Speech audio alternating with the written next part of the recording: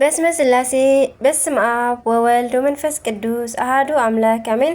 ሰላም እግዚአብሔር አምላክ ምስኩላትኩም ይኹን። ስድራ እግዚአብሔር አምላክ ከመይ ውዒልኩም? ኣነ እግዚአብሔር ይመስገን። ክብሪ ይስፋሕ መድኃኔዓለም ኣቦይ። ከምቲ ኣነ ጽቡቕ ዝውዓልክዎ ድማ ጽቡቕ ውዕልኩም ክትኮኑ ናይ ኩሉ ግዜ ተስፋይን ትምኒተይኑ ኣሜን። ስንክሳር ዘወርሃ ሓምለ 4 ስንክሳር ድሰምዕ ዘንብብ ፍቕሪ ጎይታ ኣብ ልቡ ይዕንብብ ሓለዋን ጸሎትን ተራዳእነትን ናይ ቅዱሳን ድማ ይረክብ። ዝክረ ጻድቅ ለዓለም የሉ ዝኽሪ ናይ ጻድቅ ንዓለም ይዝነብር። ካብ ኩሉ ክፉእ ዘበለ ክትድሕኑ ንቅዱሳን ተማሕፀኑ ኣሜን። በስመ አብ ወወልድ ወመንፈስ ቅዱስ አሃዱ አምላክ አሜን። ወላዲተ አምላክ ቅድስት ድንግል ማርያም ኣደይ ኪዳነ ምሕረተይ ልሳን አንደበት ኩነኒ 4 ሓምለ እንኳዕና ብኣቦታትና ቅዱሳን 12 ደቂቀ ነቢያት ዓመታዊ በዓል ብሰላም መብፅሐና። 12 ቅዱሳን ደቂቀ ነቢያት ነቢይ ማለት ካብ እግዚአብሔር ተመሪጹ ሓላፍን ሓሊፉ ዝተሰወረ መጻዕያትን ንብሕጂ ዝግበርን ዝፈልጡ ሰባት ክኾኑ ከለዉ ህዝቢ ምእንቲ ክምህሩ ንኽግስጹን እውን ይለኣኹ እዮም። ህይወቶም ብቅድስና ዝተለበጠ እዩ። ንነቢያት ብቁፅሪ ምግላጽ ከቢድ እኳ እንተኾነ ቤተ ክርስቲያን ምእንቲ ክንርድኦም ብኸምዚ ትኸፋፍሎም። በኩረ ነቢያት ኣዳም፣ ሊቀ ነቢያት ሙሴ፣ ርእሰ ነቢያት ኤልያስ፣ ልበ ኣምላክ ዳዊት፣ 15 ነቢያት ካብ ኣዳም ጀሚርካ ክሳብ ሳሙኤል፣ 4 ዓበይቲ ነቢያት ኢሳያስ፣ ኤርምያስ፣ ሕዝቅኤልና ዳንኤል፣ 12 ደቂቀ ነቢያት ከዓ ካብ ሆሴዕ ክሳብ ሚልክያስ ዘለዉ እዮም። በዛ መዓልቲ ድማ 12 ቅዱሳን ደቂቀ ነቢያት ብሓድነት ይኽበሩ። እዚኦም ከዓ ቅዱስ ሆሴዕ ወይ ከዓ ኦዝያ፣ ቅዱስ አሞጽ፣ ቅዱስ ነቢ ሚክያስ፣ ቅዱስ ነቢ ኢዩኤል፣ ቅዱስ ነቢ አብድዩ፣ ቅዱስ ነቢ ዮናስ፣ ቅዱስ ነቢ ናሆም፣ ቅዱስ ነቢ እንባቆም፣ ቅዱስ ነቢ ሶፎንያስ፣ ቅዱስ ነቢ ሃጌ፣ ቅዱስ ነቢ ዘካርያስና ቅዱስ ሚልክያስ ይባሃሉ። በረከቶም ማሕደረና። ቅዱሳን ደቂቀ ነቢያት ዝተባሃሉ ደቂ ነቢያት ብምዃኖም ዝጸሓፍዎ ሓረገ ትንቢታት ብንጽጽር ካብ ዓበይቲ ካብ በዓል ኢሳያስ ስለ ዝንእስ እዩ። ብምግባር ትሩፋት ብኣገልግሎት ግን ሓደ እዮም። ሊቃውንቲ ቤተ ክርስቲያን ነዞም ነቢያት እለ ኣውሃዙ ተነቢዮ በእንተ ስመ እግዚእነ ኢየሱስ ክርስቶስ ይብልዎም። ስለ ጎይታናን ኣምላኽናን ኢየሱስ ክርስቶስ ምውላዱን ናይ ምድሓን ስራሑን ናይ ትንቢት ጉርፊ ዘፍሰሱ ከም ማለት እዩ። እዞም ቅዱሳን ናይ ክርስቶስ ምድሓን ጥራሕ ዘይኮነ ኣብ ዓለምና ካብ ዝነበሩ ዘመን ስጋብ ዓለም ፍጻሜ እንታይ ከም ዝገበሩ ተዛሪቦም እዮም። ዝነበርዎ ዘመን ቅድመ ልደተ ክርስቶስ ካብ 900 ስጋብ 500 እዩ። ብትንቢት ደረጃ ድማ ከም በዓል ሆሴዕን ዘካርያስን 12 ምዕራፋት ከም በዓል አብድዩም ሓንቲ ምዕራፍ ጥራይ ዝጸሓፉ ኣለዉ። ኣብ ህይወቶም ጸጋ መንፈስ ቅዱስ ዝሓደሮም ስለ ዝኾኑ ኣብ በቢግዚኡ ምስ እግዚአብሔር እንዳተዘራረቡ ናቱ ድምፂ ንእስራኤል ከምኡውን ንኣህዛብ የብጽሑ ነበሩ። ገጽ ርእዮም ዘየዳልዉ እዮም እሞ ንህዝቢ ኮነ ንነገስታት ስለ ሓጢኣቶም ይግስጹ ነበሩ። በዚ ምኽንያት ካብ ነገስታትን ህዝቢ ሓለቓታትን መከራ በፂሕዎም እዩ። ከምኡውን ብዘይ ኣበሳኦም ህዝቢ ብሓጢኣቶም ክማረኹ ከለዉ ምስኦም ሓቢሮም ወሪዶም እዮም። ኣብ መጨረሻ ህይወቶም ድማ ንገሊኦም ክፉኣት ሰባት ክቐትልዎም ከለዉ እቶም ካልኦት ድማ ብጽቡቕ ሽምግልና ዓረፉ። ሎሚ ነቢያት ካብ ናቶም ባህሪ ዝተረኸበት ብዙሕ ትንቢት ብዝተዛረቡሉ በእመቤትና ምኽንያት ክርስቶስ ድሕነት ፈጺሙሎም ብተድላ ኣብ ገነት ይነብሩ ኣለዉ። ስለና ከዓ ይማልዱ። ናጥሪ እስከ ትሕትና ዘምስለ ንጽህና ከም ነቢያት ትሕትና ምስ ንጽህና ገንዘብ ንግበር። እስመ በኣንጽሖ መንፈስ ርእይዎ ነቢያት ለእግዚአብሔር ወተናጸሩ ገጸ በገጽ። ነቢያት መንፈሶም ንጹህ ብምግባር ንእግዚአብሔር ርእዮሞም እዮም። ገጽ ንገጽ እውን ተራእይዎ يبل قداسي مريم ካብ ኣቦታትና ቅዱሳን ነቢያት በረከት ይኽፈለና። ሐምሌ 4 ዝኽበሩ ዓመታዊ ናይ ቅዱሳን በዓላት 12 ቅዱሳን ደቂቀ ነቢያት ቅዱስ ነቢ ሶፎንያስ ነቢ ዕረፍቱ እዩ። ቅዱሳን ሰማዕታት አቡቂርን ዮሐንስን ቅዳሴ ቤቶም። ወርሓዊ በዓላት ድማ ቅዱስ ዮሐንስ ወልደ ነጎድጓድ ወንጌላዊ፣ ቅዱስ እንድርያስ ሐዋርያ፣ ቅድስት ሶፊያ ሰማዕት፣ ቅዱስ ዮሐንስ ዘሃራቅሊ ሰማዕት። እቶም ብዛዕባ እቲ ንኣኻትኩም ዝተመደበ ጸጋ ዝተነበዩ ነቢያት ብዛዕባ እዚ ምድሓን እዚ ብዓብዪ ጥንቃቐ መርመሩ። ብዛዕባ ኣየናይ ሰብን ኣየናይ ግዜን የመልክት ከም ዝነበረ ይምርምሩ ነበሩ። ቀዳማይ ጴጥሮስ ምዕራፍ 1 ክሳብ 10 በረከቶም ይሕደረና። ናይ ኩሎም ናይ 12 ደቂቀ ነቢያትን ናይ ኩሎም ቅዱሳንን በዝለማዓንትሑን በረከቶም ይሕደረና አሜን። ከምኡ ድማ ናይ ዕለት 5 ስንክሳር ንቐጽል። በስመ አብ ወወልድ መንፈስ ቅዱስ አሐዱ አምላክ አሜን። 5 ሐምለ ሐዋርያት ጴጥሮስ ወጳውሎስ። በዛ መዓልቲ እዚኣ ናይ ክቡራትን ዓበይትን አቦታትና ሐዋርያት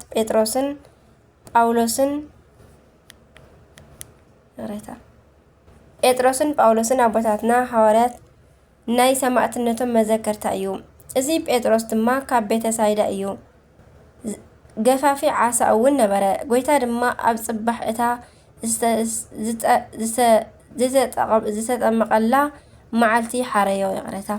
ካብቶም 12 ናይ ኣምላኽናን መድሓኒናን ኢየሱስ ክርስቶስ ደቀ መዛሙርቲ ድማ ሓደ ዝኾነ ኣቐዲሙ ስሙ ስምዖን ዝበሃል ዝነበረ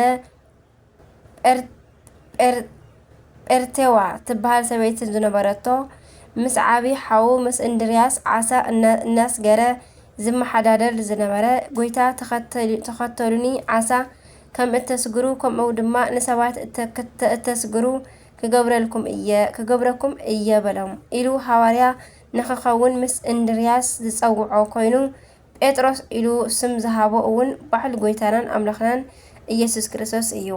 ጴጥሮስ ናይ ሐዋርያት ሓለቓ እንትኸውን ናይ መንግስተ ሰማያት መኽፈቲ ቁልፊ ዝተውሃቦ እዩ።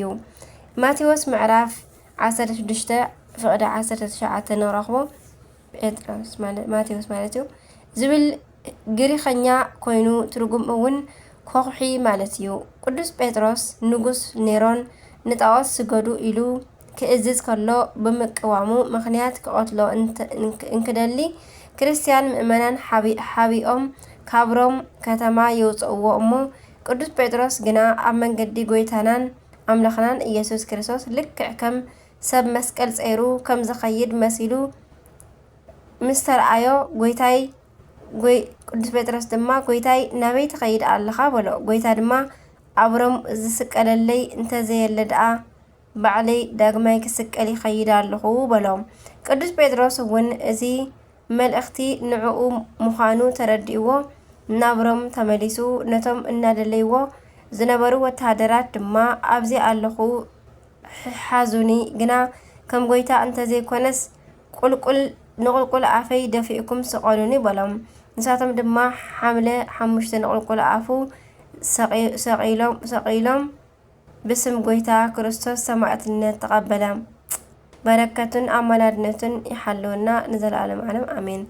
ሰላም ለከ ጴጥሮስ ተልሚድ ዘእያቅበፀከ ተስፋ ነገረ ኑፋቄ ወካህድ እንዘ ትረውፅ ጥቡኣ ለመልእክተ ክርስቶስ ወልድ አመ ለሊከ ወሬዛ ቀነትከ በእድ ወአመ ልህቀ አቅነተከ በእድ። ቅዱስ ጳውሎስ ወላኳ ካብቶም 12 ደቀ መዛሙርቲ ኣይኮን ዳእምበር ብግብሩን ብስብከቱን ግና ሐዋርያ ይበሃል እዩ። ኣቐዲሙ ስሙ ሳውል እንትነብር ገማልያል ካብ ዝበሃል ኣይሁዳዊ መምህር ዝተምሃረ ንኣይሁዳዊነት ቅንዓት ስለዝነበሮ ድማ ነቶም ሐዋርያትን ክርስቲያንን የኣስሮምን የንገላትዖምን ዝነበረ ደማስቆ ናብ እትበሃል ከተማ እንክኸይድ ግና ጎይታ ክርስቶስ ብዓምዲ ብርሃን ዓይኑ ዘዕወሮን ዘነጋገሮን ሰብ እዩ። ጎይታ እንከነጋግሮ ድማ መኒኻ ንስኻ እንክብሎ ከሎ ኣንደኣ ንስኻ ተሳድነኒ ዘለኻ ኢየሱስ እየ በሎም። ንክርስቲያን ምንግልታዕ ንክርስቶስ ምንግልታዕ ምዃኑ ምንታን ክገልጸሉ ብድሕሪ ጎይታ ምሩፅ ኣቕሓይ ክገብረካ እየ ኢሉ ናብ ሃናንያ ዝበሃል ክርስቲያን ይልእኾሞ። ሃናንያ ድማ ጸሎት ገይሩ እተን ዝዓወረኣ ዒንቲ ጳውሎስ መለሰሉ። ብድሕሪ ክርስቲያን ኮይኑ ብዙሓት ሃገራት እውን ብምዛርን ብምስባኽን ዘገልገለ ካብቶም 72 ኣርድእቲ ዝምደብ ሃዋርያ እዩ። ብ66 ዓመተ ምህረት ንጴጥሮስ ዝሰቐለ ንጉስ ኔሮን ንጳውሎስ እውን ብሰይፊ ክሳዱ ተቆሪጹ ሰማዕትነት ንኽቕበል ገይርዎ እዩ። ጸሎትን በረከትን ይሓልወና ንዘላለም ዓለም አሜን አሜን።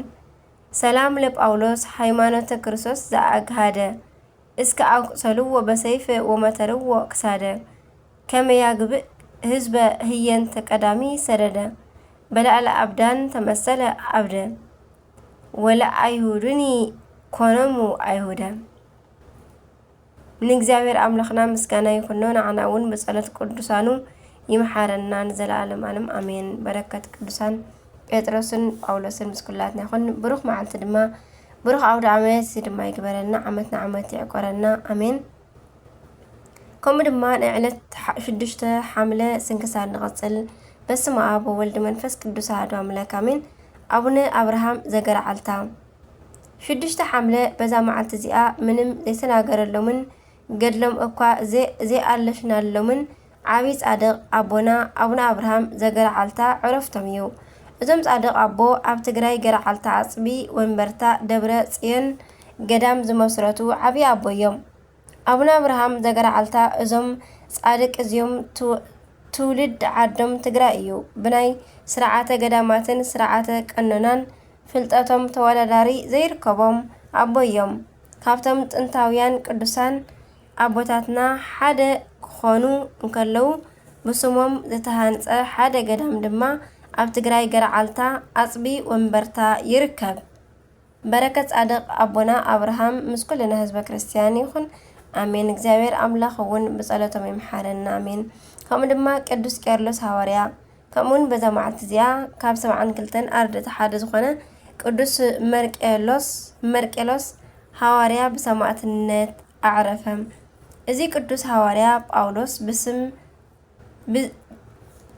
ብዝብል ስም እውን ዝፍለጥ እንክኸውን ከሎ ብነገድ እስራኤላዊ ዝኾነ ናይ መጀመርታ 100 ክፍለ ዘመን ሰብ እዩ።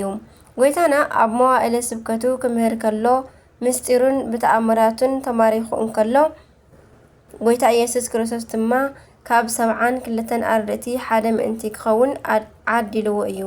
ቅድሚ ናይ ጎይታና ሕማሙን ስቕለቱን ንድውያን ምፍዋስን ንኣጋንንቲ ምውፃእን ካብ ዝኽኣሉ ኣርድእቲ እውን ሓደ እዩ።